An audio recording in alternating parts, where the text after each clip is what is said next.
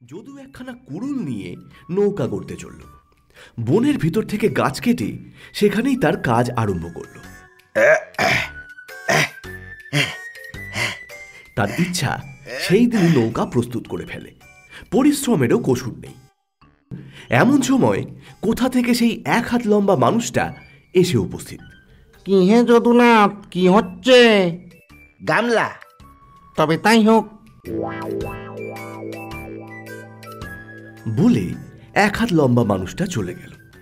যদুও নৌকা গড়তে লাগলো, কিন্তু সে যতই পরিশ্রম করে তার সমস্তই বৃথা হয়। সেই সর্বনেশে কাঠ খালি গামলার মতন গোল হয়ে ওঠে, নৌকার মতন কিছুতেই হতে চায় না।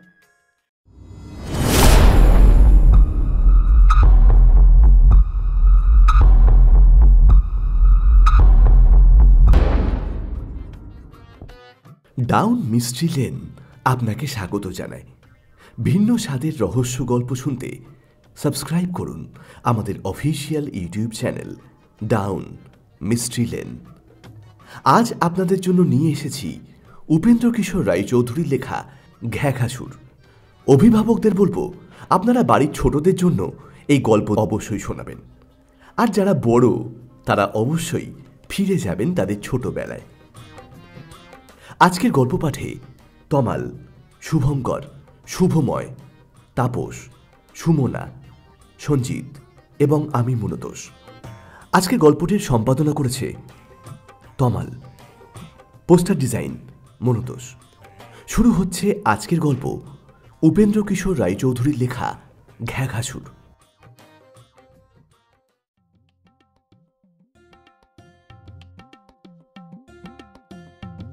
এক যে ছিল রাজা, তাঁর ছিল একটি মেয়ে। মেয়েটি হয়ে অবধি খালি অসুখেই ভুগছে।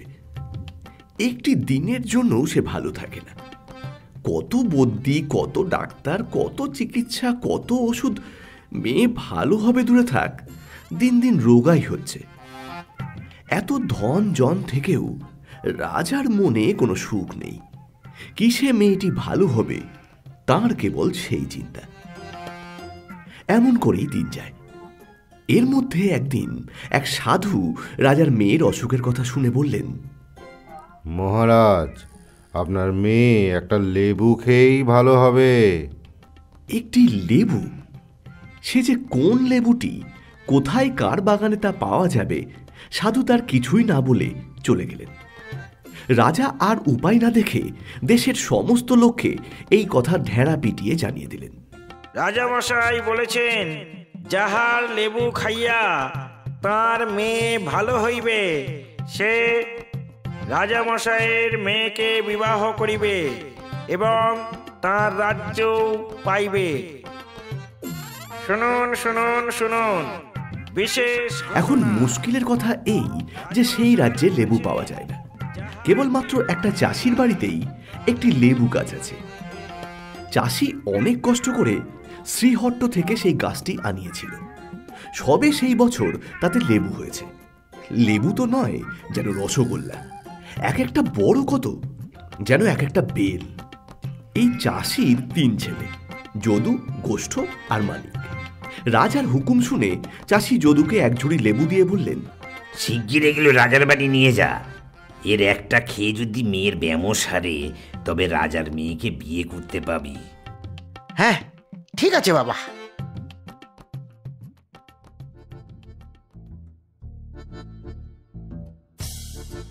যদু লেবুর ঝুড়ি মাথায় করে রাজার বাড়ি চলেছে। এমন সময় পথে 1 হাত লম্বা একটা মানুষের সঙ্গে তার দেখা হলো। সেই লোকটি তাকে জিজ্ঞাসা করল, ঝুড়িতে কি? যদু বলল, ব্যাং। সেই লোকটি বলল, তবে তাই হোক। রাজার দারোয়ানেরা লেবুর কথা শুনে অত্যন্ত আনন্দিত হয়ে যদুকে রাজার কাছে পাঠিয়ে দিল। রাজামশাই ব্যস্ত হয়ে নিজে ঝুড়ির ঢাকা খুললেন, আর অমনি 4টে ব্যাঙ তার পাগড়ির উপর লাফিয়ে উঠল। সেই ঝুড়িতে যতগুলো লেবু ছিল সবকটাই ব্যাঙ হয়ে গিয়েছে। সুতরাং লেবু খাইয়ে রাজার মেয়েকে ভালো করা আর রাজার জামাই হওয়া যদুর ভাগ্যে ঘটল না। তার ভাগ্য ভালো যে সেই বেচারা অনেকগুলো লাথি খেয়ে প্রাণ বাঁচিয়ে বাড়ি ফিরতে পারল। এরপর চাষি আর এক ঝুড়ি লেবু দিয়ে গোষ্ঠকে পাঠালো। বাবা গোষ্ঠ, তুই রাজার বাড়ি লেবু নিয়ে যা তো, দেখি কি হয়। ঠিক আছে বাবা, আমি যাচ্ছি। এবারেও সেই 1 হাত লম্বা মানুষটা কোথা থেকে এসে গোষ্ঠর ঝুড়িতে কি আছে জিজ্ঞাসা করল। ঝুড়িতে কি ও? গোষ্ঠ বলল, কি আবার? ঝিঙের বিচি। 1 হাত লম্বা মানুষটা বলল, তবে তাই হোক। রাজবাড়ির দারোয়ানরা প্রথমে গোষ্ঠকে ঢুকতে দিইনি। তারা বলল, না, তোকে ঢুকতে দেওয়া যাবে না। অনেক পীড়াপিড়ির পর যখন গোষ্ঠ ঢুকে রাজার মেয়েকে লেবু খাওয়াতে গেল, তার কেমন অবস্থা হলো সেটা তো তোমরা বুঝতেই পারছো। সাজাটাও তার তেমনই হলো।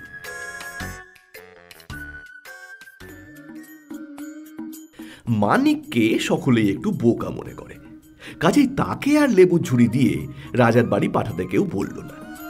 কিন্তু সে যাবার জন্য একেবারে সেজে গুজে প্রস্তুত হয়ে আছে। বাবা, আমি লেবু নিয়ে যাবই। যতক্ষণ না চাষি তাকে যেতে বলল ততক্ষণ তাকে কিছুতেই ছাড়ল না। না না, আমি কোনো কথাই শুনবো না, আমি লেবু নিয়ে যাবই যাব। ওরে বাপ রে বাপ, কি মুশকিলে পড়লাম। আচ্ছা তুই যা।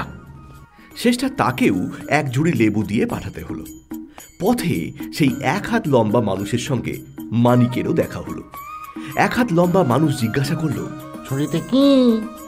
মানিক বলল, ঝুড়িতে লেবু আছে, তাই কে রাজার মেয়ের অসুখ সারবে। 1 হাত লম্বা মানুষ বলল, তবে তাই হোক।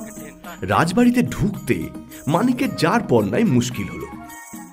আমাকে একটিবার ঢুকতে দেন, আমি সত্যি সত্যি লেবু নিয়ে এসেছি। একটিবার দেন, একটিবার ঢুকতে দেন। অনেক মিনতি আর হাত জোড়ের পর দারোয়ানরা তাকে পথ ছেড়ে দিল আর বলল, দেখিস যেন ব্যাং বা ঝিঙের বিচি টিচি না হয়, তাহলে কিন্তু তোর প্রাণটা থাকবে না। যাই হোক, মানিকের ঝুড়িতে লেবুই পাওয়া গেল। রাজা মশাই তো খুবই খুশি। তাড়াতাড়ি বাড়ির ভিতর লেবু পাঠিয়ে দিয়ে বললেন, কেমন হয় আমাকে খবর দিস। খবরের আশায় রাজা মশাই বসে আছেন। এমন সময় মেয়ে নিজেই খবর নিয়ে উপস্থিত।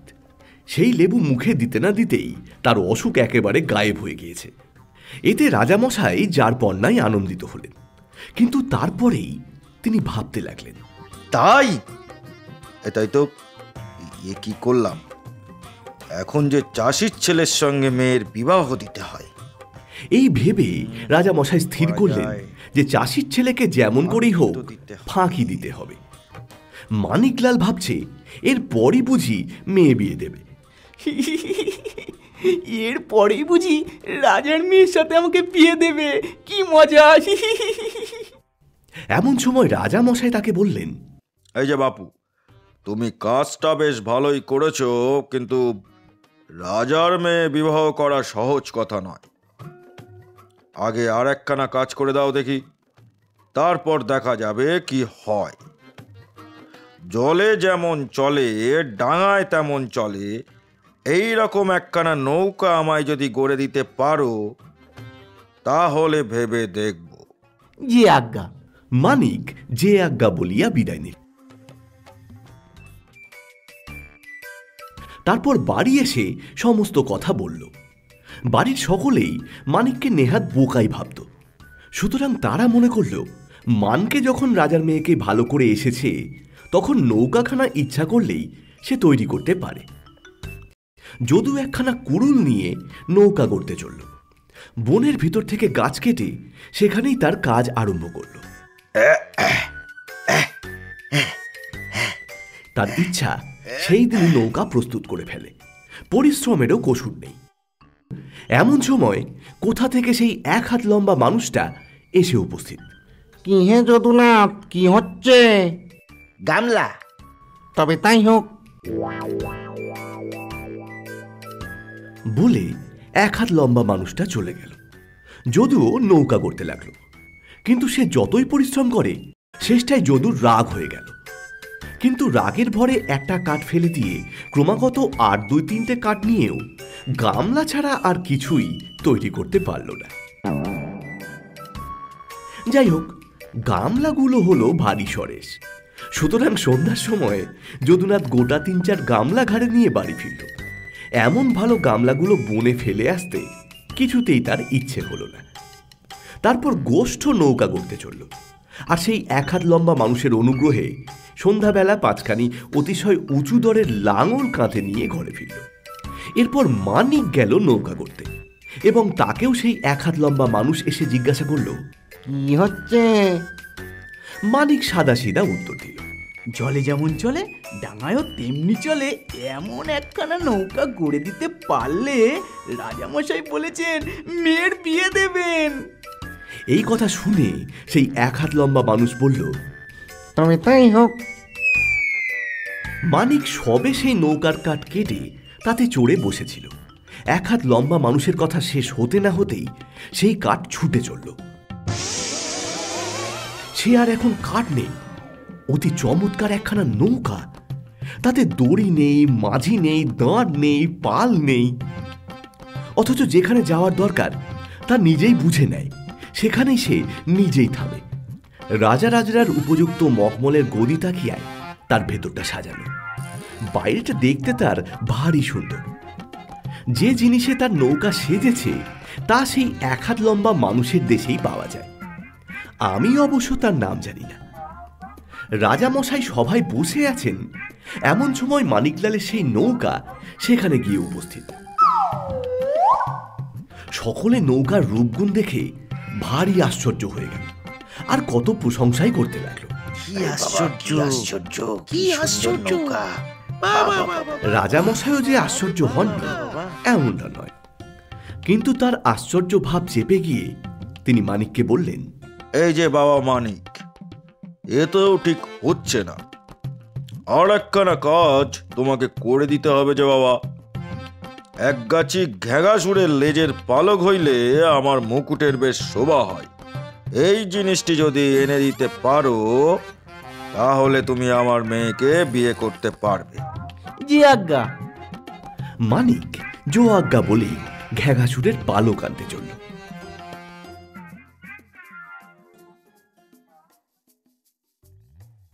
খানিকটা পাখি, খানিকটা জানোয়ার, বিদঘুটে চেহারা, খিটখিটে মেজাজ, ভারী জ্ঞানী আর বেজায় ধনী এই অসুর ঘেঘা মহাশয় ১ মাসের পথ দূরে অজানা নদীর ধারে অচেনা এক শহরে সোনারপুরীতে তিনি বাস করেন। মানুষ দেখতে পেলেই রসগোল্লার মতন টপ করে তাকে গিলে ফেলেন। সেই ঘেঘা মশাইয়ের পালক আনতে মানিক চলেছে। যাকেই দেখে তাকেই ঘেঘাসুরের মুল্লুকের পথ জিজ্ঞাসা করে, আর ডাইনে বায়ে নাচেই ক্রমাগত সেই পথে চলে। রাত্রি হলে কারোর বাড়িতে আশ্রয় নেয়, আবার সকালে উঠেই চলতে শুরু করে। ঘেঘাসুরের মুলুকে যাচ্ছে শুনলেই সকলেই তাকে আদর করে থাকার জায়গা দেয়। একদিন রাত্রিতে মানিক একজন খুব ধনী লোকের বাড়িতে অতিথি হয়েছে। সেই ধনী অনেক কথাবার্তার পর তাকে বলল, বাপু, তুমি ঘেঘাসুরের দেশে চলেছো শুনছি। সে অনেক বিষয়ে খবর রাখে শুনেছি। বলছি, আমার লোহার সিন্ধুকের চাবিটা না হারিয়ে ফেলেছি। ঘেঘা তার কোনো সন্ধান বলতে পারে কিনা জিজ্ঞেস করো তো। মানিক বলল, আচ্ছা, আমি জেনে আসবো। আর একদিন সে আর এক বড় লোকের বাড়িতে অতিথি হয়েছে। সেই বড় লোকের মেয়ের ভারী অসুখ। তার ব্যারামটা যে কি কোনো ডাক্তার কবিরাজ তা ঠিক করতে পারে না। মেয়ে দিন দিন খালি রোগা হয়ে যাচ্ছে। সেই বড় লোক মানিককে খুব যত্ন করে খাইয়ে তারপর বললেন, আমার মেয়ের অসুখ কিসে সারবে এই কথাটা যদি তুমি ঘেঘার কাছ থেকে জেনে আসতে পারো তবে বড় উপকার হয়। মানিক বলল, আচ্ছা, আমি জেনে আসবো। এইভাবে ১ মাস চলে মানিক অজানা নদীর ধারে এসে ওপারে ঘেঘাসুরের সোনার বাড়ি দেখতে পেল। অজানা নদীর নৌকা নেই, খেয়া নেই, এক বুড়ো সকলকেই কাঁধে করে পার করে। মানিকও তার কাঁধে চড়ে নদী পার হলো। বুড়ো তাকে বলল, আমার এই দুঃখ কবে দূর হবে? ঘেঘার কাছে জিজ্ঞেস করো তো। আমার খাওয়া নাই, দাওয়া নাই, খালি কাঁধে করে দিন রাত্রি মানুষ পার করছি। ছেলেবেলা থেকে এই করছি। এখন তো বুড়ো হয়ে গেছি। মানিক বলল, তোমার ভয় নেই, আমি নিশ্চয়ই জেনে আসবো। নদী পার হয়ে মানিক ঘ্যাঘার বাড়িতে গেল। ঘ্যাঘাসুর তখন বাড়ি ছিল না, কিন্তু ঘেঘি ছিল। ঘেঘি তাকে দেখেই বলল, পালা বাছা, শিগগির পালা, ঘেঁকা তোকে দেখলেই গিলবে। মানিক বলল, আমি যে ঘ্যাঘার লেজের এক গাছে পালক চাই, সেটি না নিয়ে কেমন করে যাব? আর সেই যাদের চাবি হারিয়ে গেছে, সেই চাবিটি কোথায় আছে? তারপর যাদের মেয়ের অসুখ, তার ওষুধ জেনে যেতে বলেছে। যে বুড়ো পার করে দিলে সে বাড়ি যাবে কেমন করে? ঘেঘি বলল, পানটি নিয়ে কোথায় পালাবে? না তারা আবার পালক চাই, আর তাকে 100 খবর বলে দাও। তুই কে রে বাপু? মানিক বলল, আমি মানিক। পালক না নিয়ে গেলে রাজার মেয়ে বিয়ে দেবে না। এক গাছি পালক আমার চাই চাই। হাজার হোক স্ত্রীলোক, মানিককে দেখেই ঘেঘির দয়া হলো। সে বলল, আচ্ছা বাপু, তাহলে তাহলে তুই ওই খাটের তলায় লুকিয়ে থাক, তোর ভাগ্যে থাকলে হবে খন।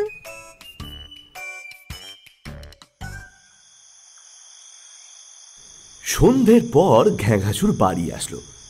ঘেঘি তাড়াতাড়ি পা ধোবার জল টল দিয়ে সোনার থালায় খাবার হাজির করলো। ঘ্যাঘার মেজাজটা বড়ই খিটখিটে, সবটাতেই সে দোষ ধরে।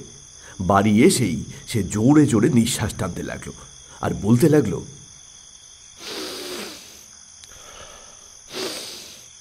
মানুষের গন্ধ কোত্থেকে এলো? মানুষের গন্ধ, মানুষদের খাইনি খাইনি। ঘ্যাঘার কথা শুনে খাটের তলায় মানিকলালের মুখ শুকিয়ে গেল। ঘেঘিরও বুক ধরাস ধরাস করতে লাগলো। সে অনেক কৌশল করে ঘ্যাঘাকে বোঝালো যে একটা মানুষ এসেছিল, কিন্তু সে ঘ্যাঘার নাম শুনেই পালিয়েছে। একটা মানুষ এসেছিল, তোমার নাম শুনে সে পালিয়ে গেছে। এতে ঘ্যাঘা কিছুটা শান্ত হয়ে খাবার খেতে বসল। খাওয়া শেষ হলে ঘ্যাঘা খাটে শুয়ে নিদ্রা গেল। ঘুমের ভিতর তার লম্বা লেজটা লেপের বাইরে এসে খাটের পাশে ঝুলে পড়েছে। সেই লেজের আগায় অতি চমৎকার পালকের গোছা। মানিক খাটের তলায় অপেক্ষা করে আছে।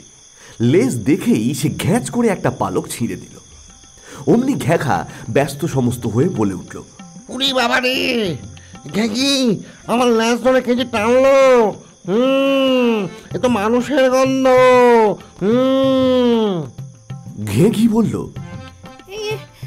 তোমার ভুল হয়েছে, এত বড় পালকের গোছা কোথায় আজকে টান পড়েছে?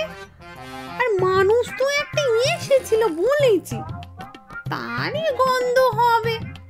সেই মানুষটা কত কথা বললে, সেই কাদের বাড়ির লোহার সিন্ধুকে চাবি হারিয়ে গেছে। হ্যাঁ হ্যাঁ, সেই লোহা সিন্ধুকের চাবি আমি জানি। সেটাকে তাদের খোকা গদির ফুটোর ভিতর ঢুকিয়ে দিয়েছে। ঘেঘি বলল, আবার কাদের মেয়ের কি অসুখ। কোনা ভাঙে ওর চুল নিয়ে গেছে, ঘরের কোণেই তার গর্ত। ওইখান থেকে খুঁড়ে চুল আনলেই মেয়ের ব্যামো সারবে। যে লোকটা মানুষ ঘাড়ে করে নদী পার করে, সেটা একটা মস্ত গাধা। একজনকে কেন নদীর মাঝখানে নামিয়ে দেয় না? তাহলেই তো সে বাড়ি যেতে পারে। যাকে নামিয়ে দেবে সেই তো মানুষ পার করতে থাকবে। মানিকের সকল কাজই আদায় হলো।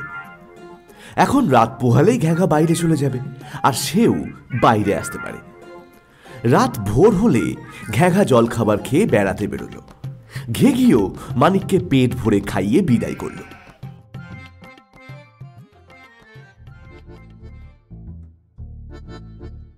এরপর প্রথমেই সেই বুড়োর সঙ্গে দেখা। বুড়ো জিজ্ঞাসা করল, বাবু আমার কথা কিছু হলো? মানিক বলল, সে হবে এখন, আগে পার করো, আমার বড্ড তাড়া আছে। বুড়ো মানিককে কাঁধে করে পাড়ে নিয়ে গিয়ে ডাঙায় উঠিয়ে দিলেই মানিক বলল, এরপর মাঝখানে তুমি একজনকে নামিয়ে দিও, তারপর তোমার ছুটি। এই কথা শুনে বুড়ো মানিককে ধন্যবাদ দিয়ে বলল, ভাই, তুমি আমার এমন উপকারটা করলে যে আমার ইচ্ছা করছে তোমার আর দুবার কাঁধে করে পার করি। তুমি দয়া করে যা করেছো তাই ঢের। আর আমার বুড়ো মানুষের কাঁধে চড়ে কাজ নেই, আমি এখন দেশে চললাম। 4 দিন পথ চলার পর মানিক যাদের মেয়ের অসুখ ছিল তাদের বাড়িতে আবার অতিথি হলো। বাড়ির কর্তা অত্যন্ত আগ্রহের সঙ্গে জিজ্ঞাসা করলেন, বলছি এই ঘ্যাগা কিছু বলেছে? মানিক বলল, হ্যাঁ বলেছে। এই বলে সে ঘরের কোণ থেকে কোনা ব্যাঙের গর্ত খুঁড়ে যেই চুল বার করলো, আর অমনি সেই মেয়ে যে 2 বছর যাবৎ মরার মতন পড়েছিল সে উঠে হাসতে হাসতে ঘুরে বেড়াতে লাগলো। এতে বাড়ির সকলে যে কত খুশি হলো তা আর কি বলবো। মানিককে তারা এত টাকা দিল যে 10টা উটে সে তা বয়ে নিয়ে আসতে পারে না। যাদের চাবি হারিয়ে গিয়েছিল তারাও চাবি পেয়ে মানিককে ঢের টাকা করে দিল। এই সমস্ত টাকা কড়ি নিয়ে সে দেশে ফিরে রাজামশাইকে ঘ্যাঙাসুরের পালক বুঝিয়ে দিল। দেশের সকল লোক এতে মানিকের যার পর নাই প্রশংসা করল। তারা সকলেই বলল যে মানিককে এত কষ্ট দেওয়া রাজার ভারী অন্যায় হয়েছে, তার সঙ্গে মেয়ের বিয়ে দিতে আর দেরি করা উচিত নয়। রাজা মশাই আর কি করেন, শেষটা অনেক কষ্টে রাজি হলেন। তারপর খুব জাঁকজমকের সঙ্গে রাজকন্যা ও মানিকের বিয়ে হলো। মানিক এত টাকা করে নিয়ে এসেছে যে তাতেই তাদের পরম সুখে দিন কাটতে লাগলো। কিন্তু রাজা মশাইয়ের এতে ভারী হিংসা হলো। তিনি মনে করলেন, ঘ্যাগাসুরের দেশে গেলে যদি এত টাকা নিয়ে আসা যায় তবে আমিও সেখানে যাব। এই ভেবে রাজামশাই ঘ্যাঘার মুলুকে যাত্রা করলেন, কিন্তু সেখানে পৌঁছতে পারেননি, কারণ অজানা নদী পার হবার সময় সেই বুড়ো তাকে মাঝখানে নামিয়ে দিল। রাজামশাই প্রথমে আশ্চর্য হলেন, তারপর রেগে লাল হলেন, তারপর বুড়োকে তিনি গাল দিতে লাগলেন, তারপর হাত জোর করে মিনতি করতে লাগলেন। কিন্তু বুড়ো তার কথায় কান দেবার অবসর পায়নি। ততক্ষণে সে ডাঙায় উঠে ঊর্ধ্বশ্বাসে বাড়ির দিকে দৌড়েছে। তাড়াতাড়িতে রাজামশাইকে ছুটি পাবার কৌশলটি বলে দেওয়ার কথা তার মনেও ছিল না। সুতরাং রাজামশাই আজও সেই স্থানেই মানুষ পার করছেন। তোমাদের কেউ কখনো যদি ঘ্যাঙাসুরের মুলুকে যাও তাহলে অবশ্যই বেচারাকে এই কথাটা বলে দেবে, কিন্তু খবরদার নদীর এপারে ফিরে না এসে কথা বলবে না, কারণ তাহলে কিন্তু তোমাদের অসুবিধা হতে পারে। এতক্ষণ আপনারা শুনলেন উপেন্দ্র কিশোর রায়চৌধুরীর লেখা ঘ্যাঙাসুর। আজকের গল্প পাঠে ছিল তমাল, শুভঙ্কর, শুভময়, তাপস, সুমনা, সঞ্জিত এবং আমি মনোতোষ। সম্পাদনা তমাল, পোস্টার ডিজাইন মনোতোষ। যদি গল্পটি আপনাদের ভালো লেগে থাকে তাহলে অবশ্যই লাইক করবেন, শেয়ার করবেন এবং কমেন্টের মাধ্যমে আপনার মূল্যবান মতামত জানাবেন। ও ভালো কথা, এখনও যদি সাবস্ক্রাইব না করে থাকেন তাহলে অবশ্যই সাবস্ক্রাইব করুন আমাদের official YouTube channel down mystery land.